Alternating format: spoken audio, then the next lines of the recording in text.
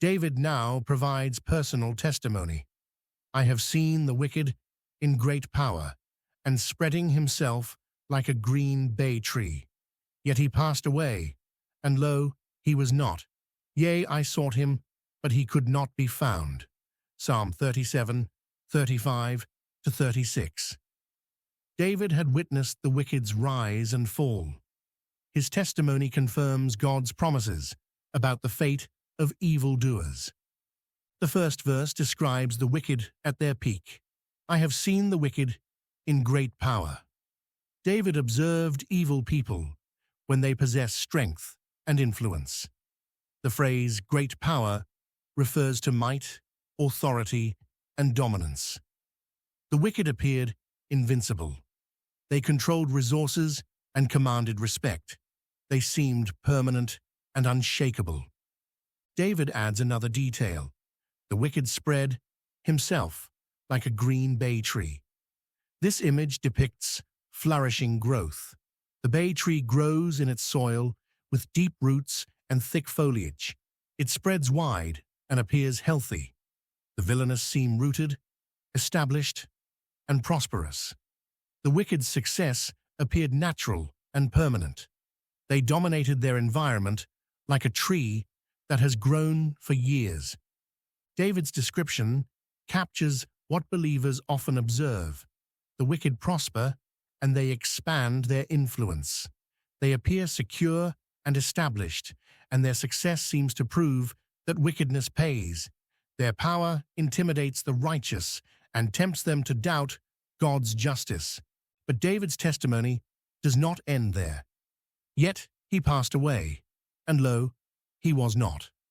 The situation changed, and the wicked vanished. The words passed away mean to cross over, to disappear, to cease to exist. What seemed permanent proved temporary. The mighty tree disappeared. The powerful man ceased to be. David emphasizes the completeness of this disappearance. Yeah, I sought him, but he could not be found. David looked for the wicked man. He searched for evidence of his former power. But nothing remained. The wicked left no trace. His influence evaporated, and his legacy dissolved. Where great power once stood, nothing could be found. This testimony reveals the true nature of the wicked's prosperity.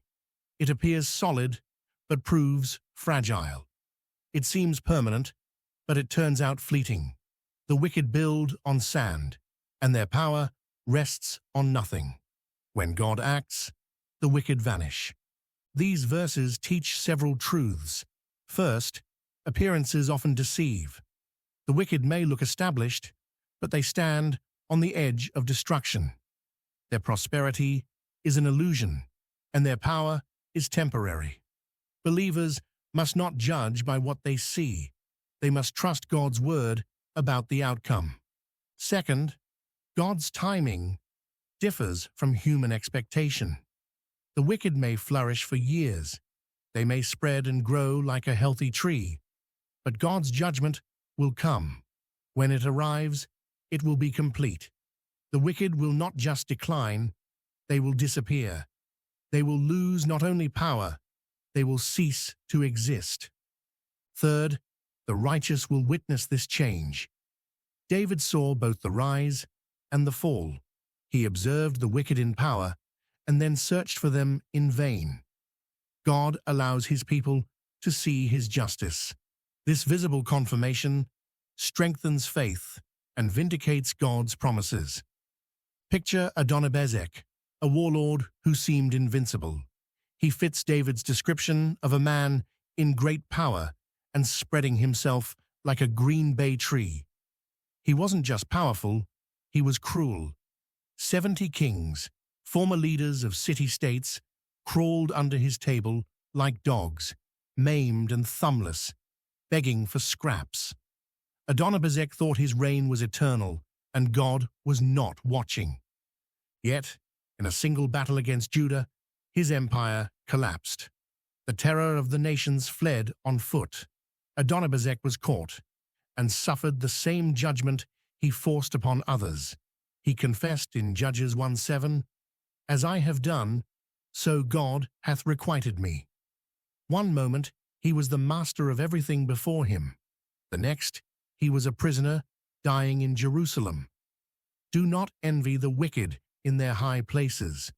Their season is short, and God's justice is sure.